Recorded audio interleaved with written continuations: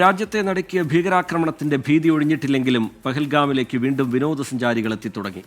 മലയാളികളടക്കം നിരവധി ടൂറിസ്റ്റുകൾ ഇന്ന് പഹൽഗാമിലേക്ക് എത്തി. പഹൽഗാമിൽ നിന്ന് ഹാഷ്മി താജ് ഇബ്രാഹിം തയ്യാറാക്കിയ റിപ്പോർട്ടിലേക്കാണ് ഇനി.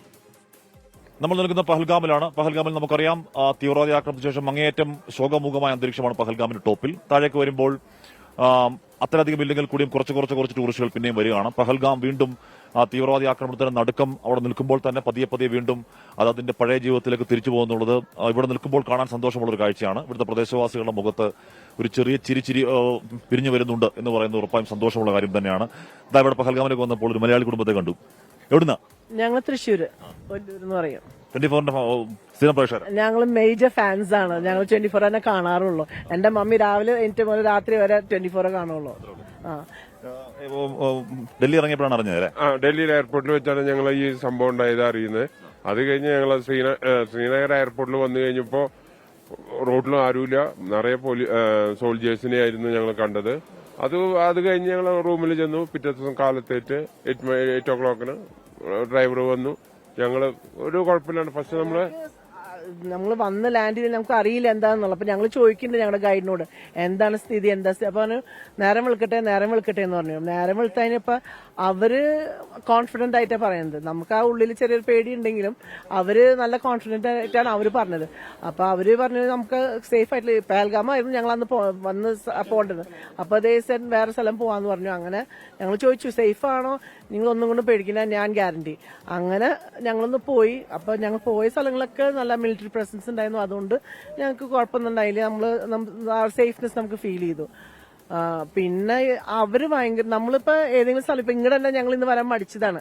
അപ്പൊ അവര് പറഞ്ഞു ഇല്ല നിങ്ങൾ പേടിക്കണ്ട, ഞങ്ങള് ധൈര്യം തന്നെ, കുഴപ്പമില്ല, നിങ്ങൾ വാ, ഒന്നും പ്രശ്നം, മുകളിലേക്ക് പോകാൻ പറ്റില്ല എന്നുള്ളൂ, നിങ്ങൾ പേടിക്കണ്ട, നിങ്ങൾ വാ ഞങ്ങളുടെ കൂടെ. അവരത്രയും ഇവിടുത്തെ ആൾക്കാർ അത്രയും കോൺഫിഡൻസ് ആയിട്ട് ഞങ്ങളോട് പറയണേ.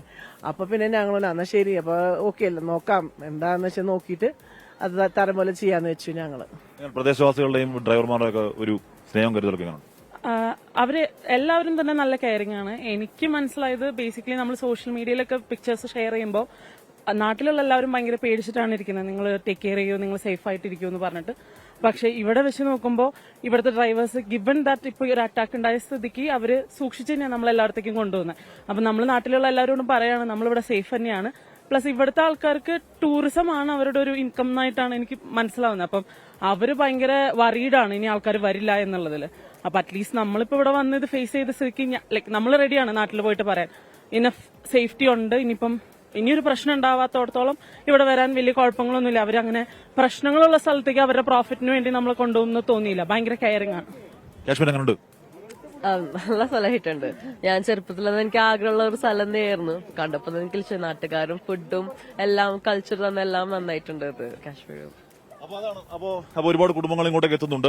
നേരത്തെ പറയുന്നത് പോലെ നമ്മൾ പഹൽഗാമിന് മുകളിൽ നിൽക്കുമ്പോൾ നമ്മൾ കണ്ടത് അവരുടെ അവർ ലിറ്ററലി കരയുകയാണ്. എന്ന് പറഞ്ഞാൽ അവരുടെ ഏക വരുമാന മാർഗം അടഞ്ഞു പോകുന്നു എന്നുള്ള സങ്കടം, അവരുടെ കഞ്ഞുകൂടി മുട്ടുന്നു എന്നുള്ള സങ്കടമൊക്കെ കരയുകയായിരുന്നു. പഹൽഗാം വാലിയിൽ നിന്ന് ജസ്റ്റ് എന്ന് പറഞ്ഞാൽ നമ്മൾ ബൈസൺ വാലിയിൽ നിന്ന് താഴേക്ക് ഇറങ്ങി പഹൽഗാമിന്റെ ഈ ബേസ് സ്റ്റേഷനിലേക്ക് എത്തുമ്പോൾ ഇങ്ങോട്ടേക്ക് ആളുകൾ വരുന്നു. ഇപ്പൊ മുകളിലേക്ക് ആളുകൾ കടത്തി വിടുന്നില്ലെങ്കിൽ കൂടി ബേസ് സ്റ്റേഷനിലേക്ക് കൂടുതൽ ആളുകൾ എത്തുന്നുണ്ട്.